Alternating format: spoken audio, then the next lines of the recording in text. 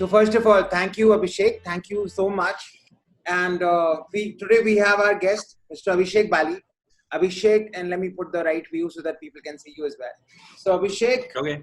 And Abhishek, I had an opportunity to serve Abhishek Bali 5 years ago, and he went to one of the top schools in the world. He went to one of the Ivy Leagues. He went to Cornell, and I really thank you because I know you took time out. And so not just saying for the heck of it. Not a lot of people. Yeah.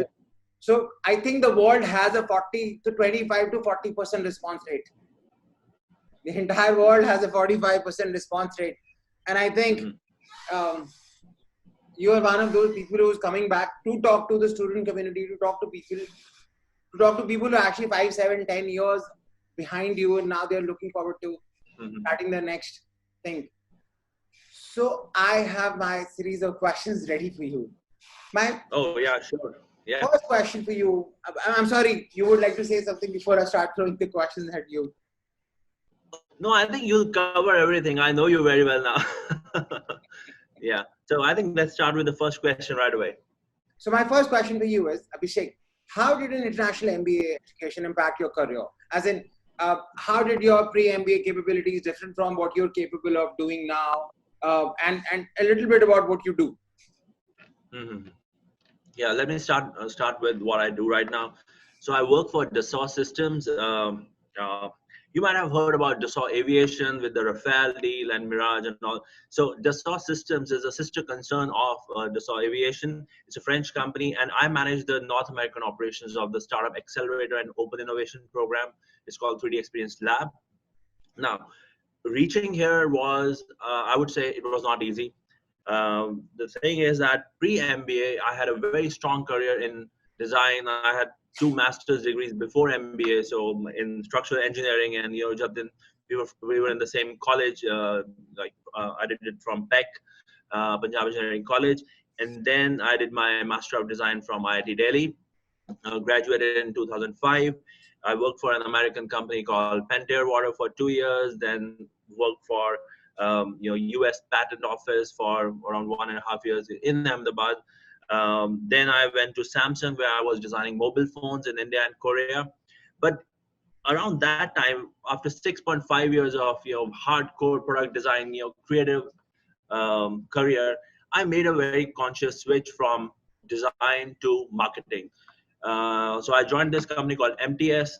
It's a Russian company, but it's a telecom company. And I was working in Gurgaon in their innovation team. So I led the team for 3-4 years. So at that point in time, that was my first brush with business, so to say. And I'll tell you something that I want to cover later.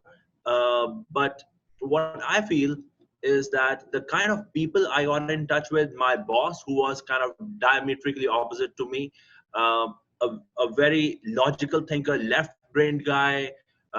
So he and some other people, like the chief marketing officer, chief commercial officer, so they actually, looking at them, working with them, it really prompted me to go for MBA, to enter into business world. Because so one was the inspiration part of it. I wanted to complete the circle.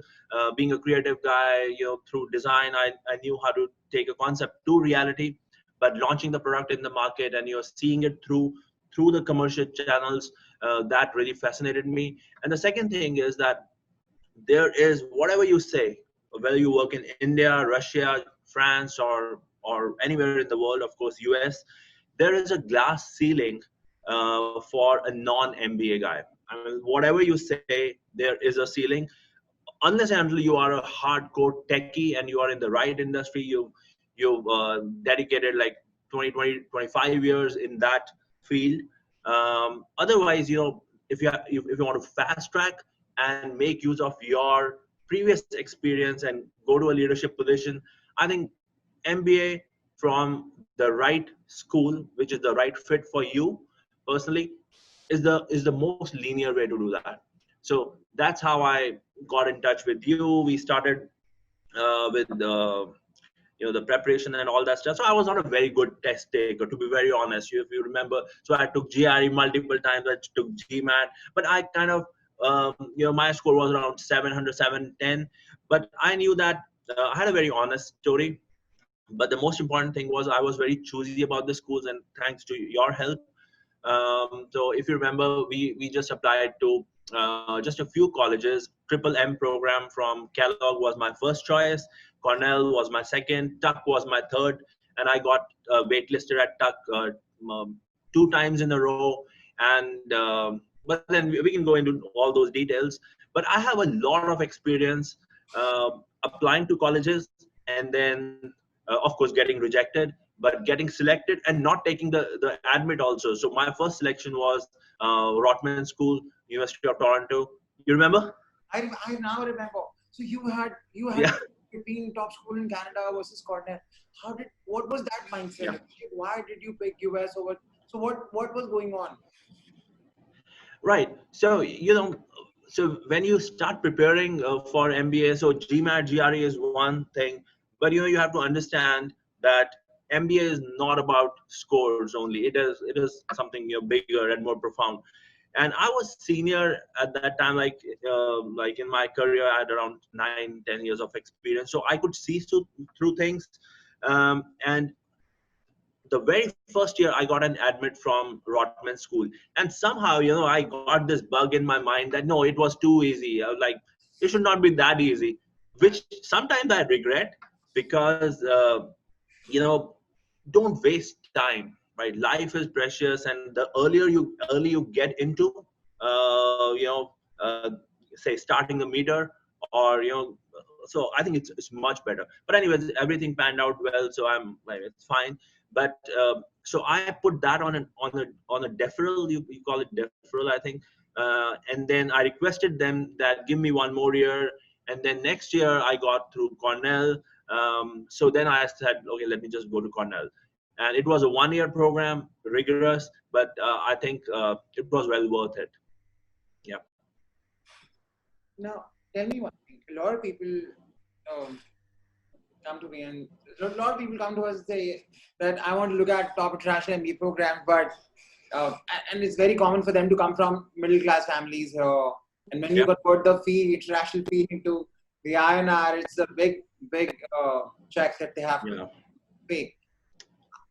How did you go about managing the financial aid, loans versus?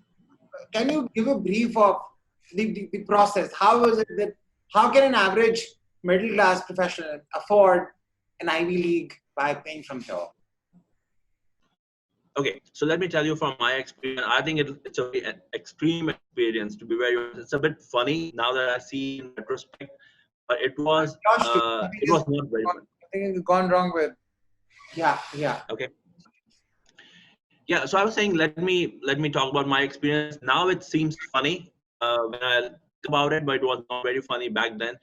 So I had not told my parents that I was applying for all these schools in the US. So they were like, my parents were retired, and like they were in their 70s and all that. So after I got an admit and got through the whole process of why MBA, why now, and all that stuff, after my admit, I had to go back to my parents and go through the same round, like why MBA, why now, and all that stuff, which was interesting.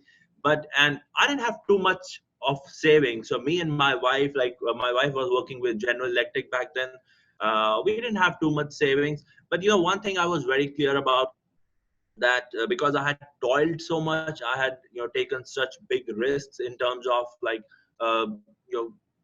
like putting a plum position in design, and putting it to the side and working for this day and night. So I was very confident that things will pan out somehow, right? But then I took help from. So what happens is, as a process, that once you get an admit, you have to show enough funds in your account or somewhere, and you have to, I think it's called the letter of I don't know, not financial intent or something like that, right? So right, so I have some friends of mine who were already in the States, and including my saving. By that time I had told my parents, so they had some savings. So I was actually worried, because being from a middle class family, in that letter I had 7 people vouching for money, saying like $10,000, $12,000, $5,000, and all that stuff. and now it seems funny, but I got an okay from there.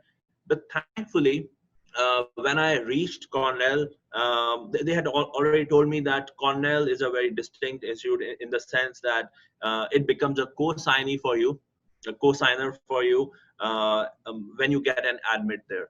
So the very first day we were assembled in a room, and of course there's a bank called Quorum. Through that we got a loan, and to top it, that was the first year that they also gave us $10,000 personal loan, which was the first time like in the history of the college, which actually really helped me because um, like my journey was very interesting because it was a 1 year program, and during that program I actually did 6 jobs. And by the grace of God and by my own perseverance, like I'm very resilient with all these things. There was no day after June 1st all that year until I graduated, I always had a job. And I topped my class in data modeling and analysis. Then I was a TA for design thinking. I was TA then I was a consultant for digital marketing. So, all my experience prior to joining MBA, I put to use. And this is one of the advantages of doing an MBA in a US school that, Jatin, you know it very well. Like for Darden, you have the entire ecosystem of University of Virginia. For Johnson, you have the entire Cornell. For Sloan, you have the entire MIT open for you. You can cross register with Harvard and all that stuff. So this was amazing that being a part of a business school, I could work with the hotel school, which was number one. Like Cornell Hotel School is amazing. I actually, I don't know if you know, but I got a patent with a professor in apparel school at Cornell. So I was always, my brain was always churning and trying to meet new people, get the connections going. Because so one thing was very clear to me, and that's what I was talking to you about when my experience with MTS. In the US, if you want to get a job, you have to build human networks. It's as simple as that. And I give a lot of credit to you, Jatin, personally, because this thinking was instilled in me thanks to you. Because I'm not sure if you remember when I was applying to TAC, and so you told me that reach out to alum, reach out to current students, and so I did. I reached out to so many people that you won't imagine that when I got interviewed for Cornell, the guy who was interviewing me, and it was through a random number generation or some algorithm. So I knew him, and like and I knew 7 of his classmates, and he was like stunned. He said that you seem to be knowing more people than me personally. I knew one of their professors, but I think these things really help because at the end of the day, MBA is not your GMAT score. It's not 60 credits. It's a life-changing experience, especially a global MBA, because it's a man-making experience. You leave your parents, your comfort zone. You come to a different country. There's all sort of political stuff going on, but then if you align with the school, if the school is good, if the curriculum is good, and your professors are good, you are a good person, and you network, go out of your comfort zone. I think there's no way you won't succeed. I mean, it's a given. So I have to ask you one follow-up question. Okay. Yeah.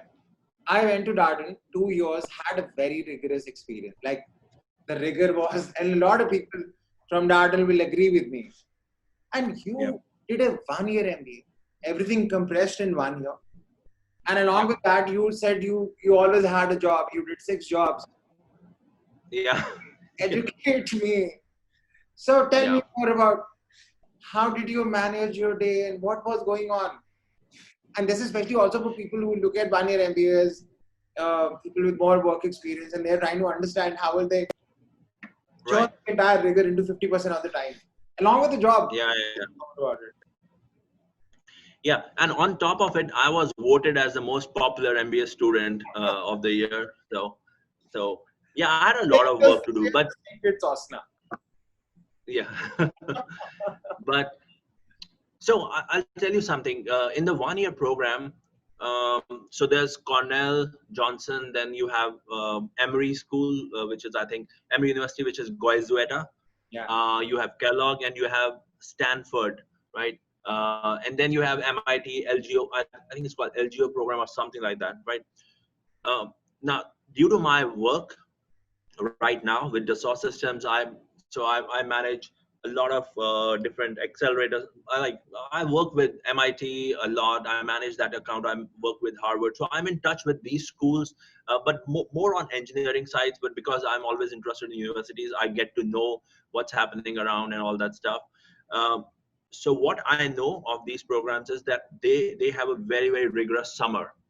Like you go there, especially for Johnson, you get an admit, you reach there, you put your bags and all that stuff. Day one, it starts, like it's like you hit the ground running, because for the next 2 months, the summer from May 18th to say June 18th or 15th, so they compress the whole 1 year program in those 2 months, which means that uh, 10 days for finance, 7 days for microeconomics, and so on, right? So, but to be very honest, I think I made a conscious choice because, of course, 2 year MBA program, it's kind of a breeze if you compare it with 1 year program. But then, look at the cost, look at the kind of experience you come up with. You come before MBA, the kind of people you meet. So you have people who have on an average 7 to 8 years of experience. The conversations you have are different, and everybody has this sense of urgency, which I personally liked, because otherwise I'm a lazy guy. With like I would just watch Friends and Seinfeld all day long, on repeat, right? Or Impractical Jokers. But so what I feel is that if you put a constraint on a human mind, a well-defined constraint, and there is some risk around it, like not getting a job, uh, and so much money being invested, so much time, energy, resources, then I think uh, the human mind works out something, some formula. For me, the formula was that that I knew that Cornell was not Cornell Johnson. It was not the Johnson School or Sage Hall that we call it, the name of the building. So very first day, I realized that I won't be the best student here, but I'll be one of the best alums. So that's why the very first week, I went to all the different schools, all different buildings, met people, met professors, understood what each building was. And then because all through the year, I won a hospitality challenge. There was an innovation challenge that I won nationally, like was launch your idea or something like that. Uh, but I was always thinking that this is 1 year that has been given to me somehow, and this is a bonus period, because 2 months ago I was in Udyog Vihar, and I used to go to my office on foot from DLF phase 2. Um, you're taking that footbridge and all that stuff, escaping all the scooters and motorcycles and all that stuff. I love that also.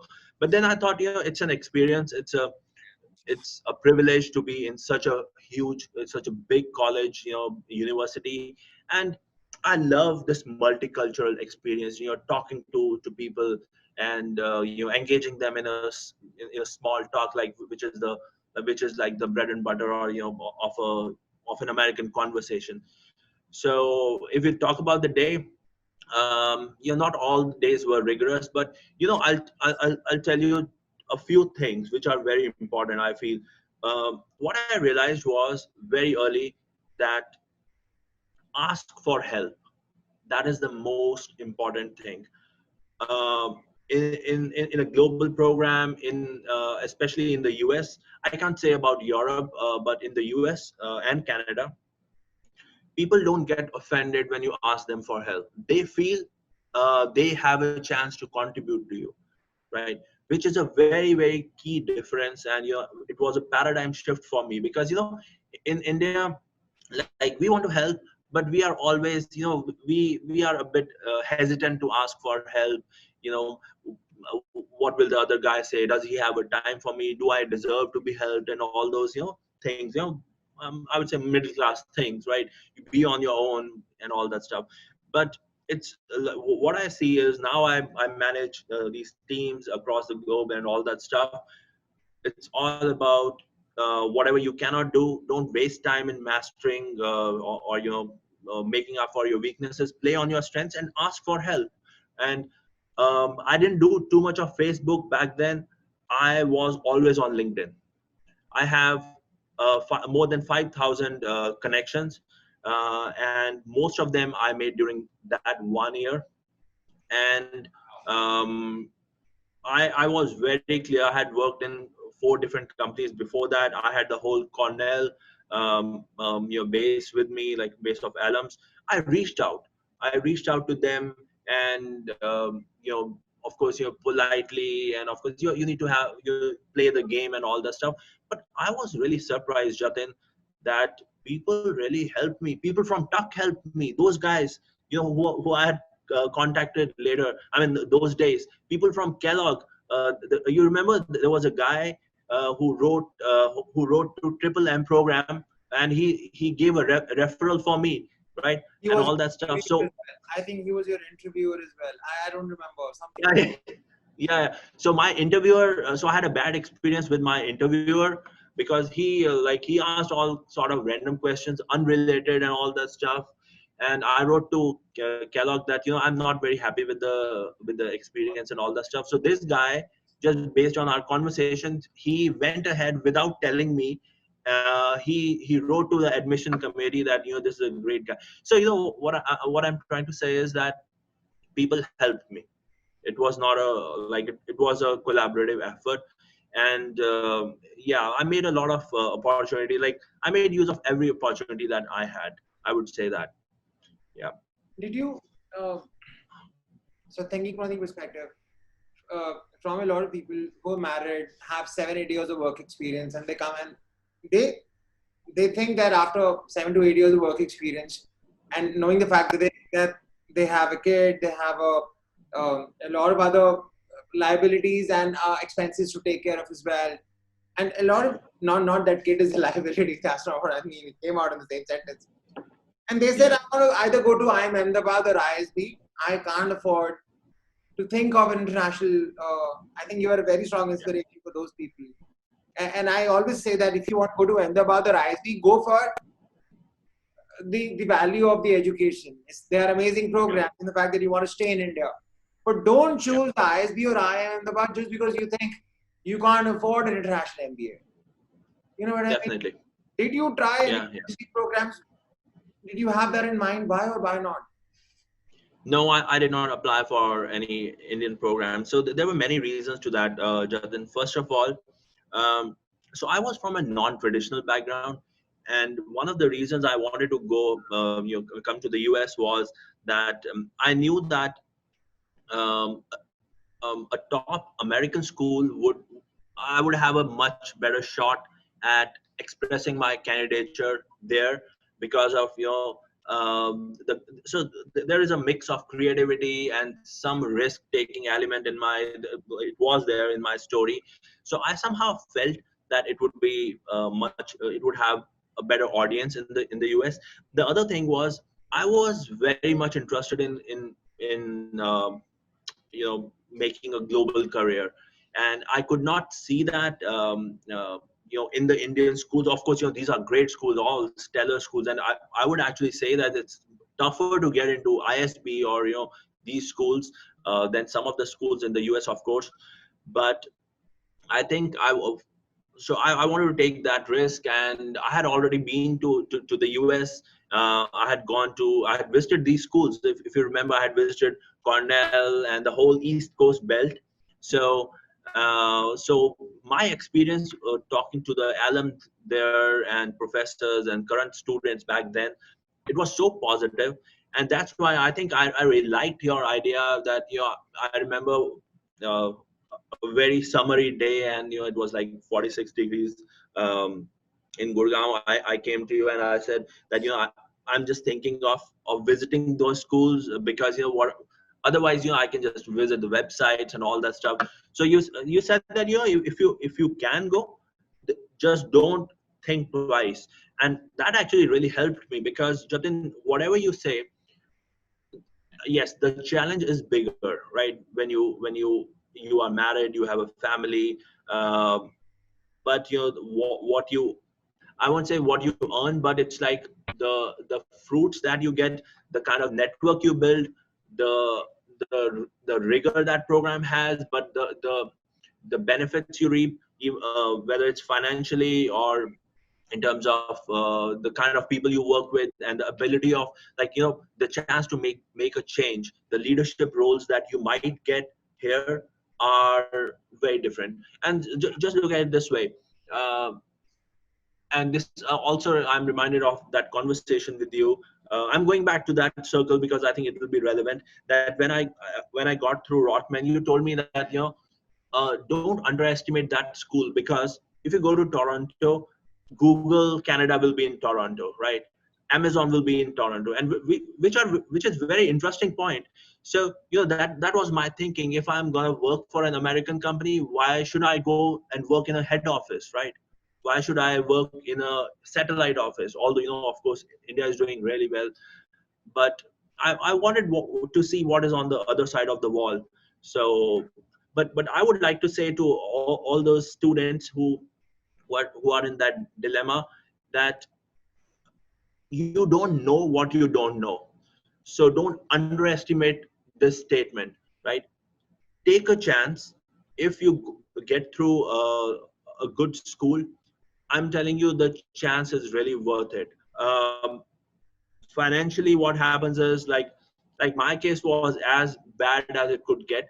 But just look at it this way: a loan of $20,000, like I took the entire loan, right? It basically comes down to $850 per month, right? And of course, if you have if you get a salary, I think the average salary for, I think, Stanford and all, like top B schools, is around 130 or something. I think 126 it was by, right? So even if you get 120, 126, that means that it's just it's just a smaller proportion of what you'll be earning here. But the other perks, the opportunity to be working with, say, top 100 employees of that company, right? You have a global career. You'll be traveling all across the world. You'll be working on projects that will be executed in different parts of the world. So don't miss out on that opportunity just because you have the option of being comfortable for a year or two. That's what I would say. It's definitely worth it. The connections and all the other materialistic things. Yeah. I want to add to this a little bit because you brought in the context of class visit, and this is my message to all the applicants from India or elsewhere who are applying to international programs. See, if you're spending $200,000, $150,000, it's absolutely fine to add another $4,000 to it to make a class visit. Exactly. Go to the US, travel across the world, travel across the schools, see them face to face, and it's really worth it. A lot of people will come and ask me that, hey, if I make a class visit, are you certain that I'll get an admit? Because that will be the only reason of making a class visit. I don't know, right? If you're dating somebody in the US and you really like her, or you really like him, and if you make a visit to see them in the US, is it certain that they're going to agree to spending their life with you? No, but your chances really go up. Show up to the campuses, meet people, do information interviews, and more than that, you are a customer. You're making a buying decision. Before you make that buying decision, go and see them. Yeah. I think they say in Toyota production system, Ganjing and Butsu. Go and see it. Go and see it. Yeah, exactly. That you had made a class visit, but I think that was a great decision. That was really, really great. Yeah, definitely. Yeah. Now, challenges. what do you think are the challenges that international students will face after they have an admit and then they start the first year? In your case, you went to 1 year. What are some of the things that people can do ahead of time, Abhishek, to make this a smoother journey, to have a smooth landing? Yeah. So what I would say is that so for 1 year program, let's start with 1 year program. I would say 1 year program. If you are from a non-traditional background or non-technical background or non-commerce background, right? Then I would say that make use of the time and get your some basic finance or economics courses done. Now, like there are so many MOOCs, you just go through one of them or something like that. So if you have that edge, it really helps. And you don't need to have that edge. It'll make your landing smoother, as you say. That really helps, because what you'll see in these 1 year programs is that 60%, I would say, of students there, and 80% of Indian students especially will already have an MBA. They'll have an MBA from one of them was from IIM, a guy from NITI and all that stuff. Now people already have an MBA. They just want to come and get a student visa and work in the US, with nothing wrong in that, right? And so Cornell and I think Kellogg also considers those. Tuck, I think, had a policy that they don't allow you to have a second MBA as a Tuck MBA, which I think is good. But anyways, so yes, get your finance, microeconomics, and data analysis. If we can spend some time there, that will be good. I don't think 2 year MBA guys need to do too much, because I think you guys still have time, and it's good. The pursuit of a 2 year MBA, it's like I would have loved to do a 2 year MBA, to be very honest, if it was like 5 years earlier or that, because the kind of bond that you make, and you study together and all that stuff. So I think that is good. But personally, what I would say is that, again, MBA is not 60 credits. It's about it's a life transforming experience. So better be prepared for with your brush up your networks. That's the most important thing. Wherever you're working, and in most cases you're working for an MNC or a consulting firm or something like that, make sure that you make everybody in your network aware that you are going for an international program, right? Make them aware, make a list. So I have 2 or 3 lists. So it's just like, yeah, so I was more into data, and I was trying to create lists and creatively see what should I do, and like who could help me, and they came out to be very beautiful, to be very honest. And so I made list of all my LinkedIn contacts, and who were the ones that I could influence, who were the ones I could actually pick up the phone and talk to them, and get a referral and all that stuff.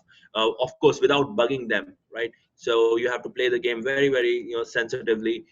But actually, that really helped me, and those connections that I had made before MBA, they helped me get to connections during MBA. And so when I graduated, so 24th May was our graduation day, and I got this job September 13th or something like that. But I had already graduated. I was looking for a job. A lot of people think that because it's like legally you can stay in the US for 90 days after your graduation, but then this is a very important point, and I did not know about that. You have to do that if you are not employed by somebody. So make connections with your professors. I made a very good connection with one of my professors, and she really helped me. I told her that I want to be on roles on a project, and she helped me. So in my case, that 90-day period never started, right? So I had that time, although I was not earning, but I had that time. So these are some of the things that you'll understand when you come here, you talk to people. Otherwise, you'll think that everything, it's impossible to get a job, or everything is impossible before it's possible. And the whole MBA experience is all about getting yourself in front of people, talking to people, getting that information, acting on it, getting out of your comfort zone, challenging yourself. But Jatin, what when you go through that crucible, that oven, what you come out as is completely different. You are golden, I can definitely tell you. Like, I've seen this example, like my friends who are working with Google, Amazon, HP. If I'm talking about your tech companies or consulting, if you are in for consulting, the groups that you'll make there, the case method and the cases you'll do, day and night. Of course, you'll play poker also. You'll get drunk also. That's part of education, right? But then, this is a social experiment. This is a social experience. So I would say, network. Some subjects don't think too much about grades. There, nobody asks about that. But then, most importantly, have a positive attitude when you come from there. When you take that flight, just know that you'll get it done by hook or crook, right? There's no way you will not get it done, right? Awesome. Tell me one thing. Um, so if I look at the entire learning cycle of a GMAT aspirant, international GMAT aspirant, and somebody who was 2 years away from starting their MBA, their entire focus is only on getting the scores right, doing this, and they get introduced to, a lot of them actually get introduced to the concept, especially engineers. Indian engineers definitely get introduced to the concept of networking very, very close to the deadline. That's the seriously. Yeah. I have to talk to somebody as well. I thought there are essays that I have to write and I'm done. Right? Yeah. What suggestions do you have for people who are a year away from applying, in terms of what are some of the things they can start doing to have actually an amazing? So I'm sorry to see a lot of 750s, 760s who start writing their HBS or Stanford application 3 weeks before the deadlines. Yeah. And they think life is not going to come to them easy for the first time. Yeah. What can they do, Abhishek, to have that learning curve ahead of time? When should they start? How should they go about it? So I'll tell you something very simple that worked for me. And it's actually funny because I was talking to my friend. So I used to watch a lot of videos around, Tuck School of Business and all the top Ivy Leagues and, Columbia and all that stuff. So there's a particular scene. There's a frame in there's a video called the Tuck Experience or something. It was like floated 6 years ago. There's a scene where a guy is sitting and studying, and you're doing some assignment on a laptop, and it's snowing outside. Okay, so that got stuck in my mind that this guy is me. Okay, so what I'm trying to tell you is that you have to fall in love with the whole process. You have to fall in love with schools that you are applying to. I mean, there is no way it can be a transactional affair that you have to give a part of it. Then you'll try to imagine this thing, Jatin, and I think we had this conversation many years ago. Imagine how many passionate people have come together to build these amazing schools. The very first time you walk through the infinite corridor of MIT, I mean, you have goosebumps all over your body. That imagine how many sacrifices have gone there, like all late nights and all that stuff. What innovations have come, in these corridors, right? So you have to fall in love with the school. So once you start doing that, and how you do that, you're sitting there so many miles across the pond, I would say, is um, watch videos. Even if they are marketing videos, that's fine. Watch videos, watch footages. I remember when I was at MTS, I used to have like all these breaks. I would just keep watching those duck videos and triple M videos. And I knew each and every person who had spoken on those videos, because you have to train, or you have to fool your mind into loving that process. You cannot be thinking that shit, I don't love the process, oh man, I have to write an essay. It should flow out of you, right? And the only way is fall in love with the school. The other thing is, and again, don't get into the comfort zone of networking with people who are from your country. Like, don't get stuck to just talking to Indians, or you just don't try to find a guy from your city, because again, in this process you have to play on your strengths, but you have to break your comfort zone, right? For me personally, I found that American students, there was a Russian guy, there was a guy from Nigeria. He really helped me, because see, it's all about talking to people and getting their different perspectives. Because you remember, every school I applied to, I had 2 or 3 people, and then in the essays we inserted their names. And before that, I asked them that, can I mention you in my essay? We had amazing conversations, and nobody says no. Nobody says no, right? So these are some of the things that a student can definitely do while they're working on their GMAT and all those transactional things, right? Fall in love with the school. That's it. Yeah. Just to add to this a little bit, and this is for a lot of applicants who think of working with me as a outsourcing process. They think, you know what, we've started with Jatin. Now he's Yeah. going to do a lot of heavy lifting, and we're done. It will be a smooth journey. I promise you one thing. If without me you had to do 25 hours of work, with me probably you will end up doing 40 hours of work. Hey, Right. don't do it. It's not transaction. You're making a decision to grow in life. Yeah. You're saying, yeah, you know what I mean? So Exactly. And you just look at it this way, that this is a small investment in terms of your time, your attention. And I know essays are, sometimes they drag and all that stuff. Every sentence has to match or dovetail with the other. But imagine what you're getting out of it. An essay from a guy sitting in Tiruchirappalli, right, is in front of an adcom at Columbia, who doesn't know anything about that guy. It impresses that adcom member. They give you a chance to express you or your interview with their colleagues, right? And you have a fair chance of getting into a top-notch school.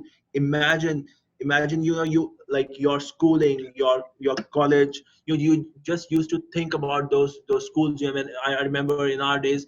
Uh, we used to have this Prannoy Roy program, like World This Week and all that stuff. If there was a footage of Columbia or like MIT, like it was like, oh man, for weeks I would like, I just saw MIT, right? So imagine, like, everything is accessible. The only sacrifice you have to do is that just be a bit uncomfortable right now. But again, the essay should reflect what you are, right? It should not seem that your Jatin or your Pythagurus has written it, right? thank you so much, Abhishek. One, I want to say it was awesome serving you. I've I've served good people. There are times I have served tough people as well. Although now I've started drawing filters in my life where there are times when I don't want to serve certain category of people, and I'm sorry, I Yeah, can't. yeah, I I know. Yeah, I know. But somebody like you, you're very down to earth, very, very open to growing and collaborating in life. And I know how you took the process to the next stage. So awesome. And also, thank you for this interview is going to add value to a lot of people who are currently in the process of growing in their life, Abhishek. Yeah, definitely. if you want to have a part two of that, you know me, like it's all about helping people. And even in my current role, like when I look at startups, it's all about they have an idea, they have a dream, right? It's all about helping each other, because you cannot, like, look at 2020, you cannot go through the next decade without helping each other. You cannot have all those walls erected for nothing, right? You have to talk to each other, you have to help each other. These competitions and all that stuff, imagine, like, it's just, I always think about Carl Sagan, what he used to say, that we're just like a pale blue dot. And it's again funny, Jatin, that when I was a kid, I used to have Carl Sagan's posters in my room. And you won't believe, when I came to Cornell, the very first apartment or the room that I lived in with my friend, Carl Sagan used to live in the next building. Imagine, he used to walk the same path to his department. So that's what I'm saying, that you have to put some emotion into the process. It cannot be a transactional process that, okay, GMAT done, essay 750 words done, Stanford essay done. No, before that, fall in love with what you're gonna do, because this will actually help you during the MBA process also. You will never say die if you're falling in love with what you're doing. And I think, Yep. and I say this to people, and I've started saying this for the past 3 years, that people think that, we are working on a profile. Like, let's say this is a physical profile, my essays, my recommendations. And I said, forget that. First, you are the profile. Yeah, exactly. Exactly. Yeah. There is no profile. That's you. Yeah. First, you work on this. That's the outcome. That's the reflection of. Yeah. Thank you so much. And I'll definitely reach out to you for part 2 of this. Do expect a lot of people to ping you on LinkedIn. I'm warning you right now. Oh, don't worry about that. Yeah, don't worry. I'm always there. Thank you, Abhishek. Thank you. Take care. Yeah. Okay. Bye, guys.